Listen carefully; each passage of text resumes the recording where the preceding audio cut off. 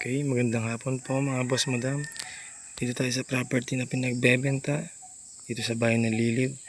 Ito po ay 1,000 square meter, bali tatlong parsela po ito na tigwa 1,000 square meter. Simula po dito hanggang doon sa kabila. Bali lahat po ay puro bukana po simula sa kalsada. Ito po yung isang first lot. Ito po yung muhon niya. Ayan po. Yan po yung muhon niya. Ayan. Talong Barangay Road po yan.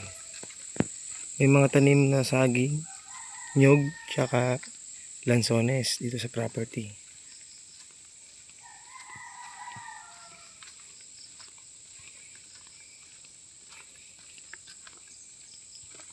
Ayan, tapos hanggang dito yung isa. Diyan. Yan yung isang first lot. Tapos yung second lot, yung pangalawang lote na magkakaharap, ito naman. Simula doon,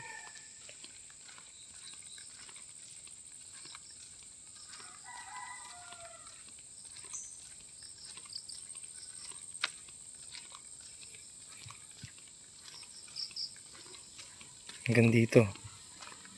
Yan yung property niyan. Yan hanggang dyan.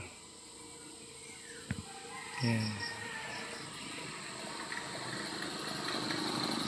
Bali fruit bearing po itong property.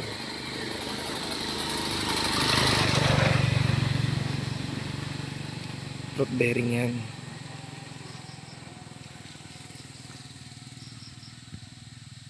Ayan. Ito yung isang muhon. Ayan. Nasa likod ng poste. Ito yung pangalawa. Ayan. Dalawang lote po yan na magkaharap. Bali, ito yung pangatlo. Simula dito hanggang dyan naman sa may poste na yan. Yan, hanggang dyan sa may poste na yan. Yan, basta hanggang poste na to. Yan, dyan, dito yan.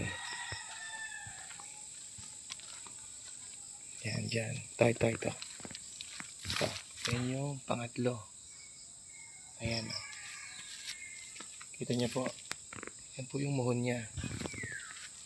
Kaya, bali tatlong parsela po yan. Isa, dalawa, tatlo. Puro bukana po to. Mga boss madam.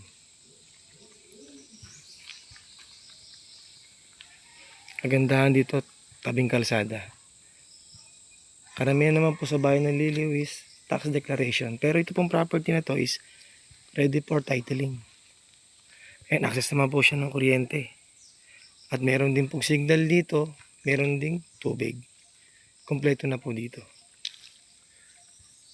Ang presyo nga po pala nung may-ari dito is asking price niya is 2.2 million per lot. Kada 1,000 square meter, 2.2.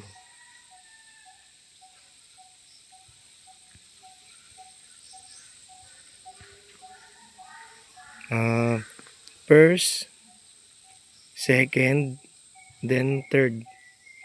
Yan po. Tatlong tigwa 1,000 square meter, 2.2 million kada slot. Yan. Pantay na pantay po itong property. Ang dami pong tanim na lansones tsaka nyog. May saging pa rin. Meron ding antipolo sa loob. Fruit bearing po talaga itong property.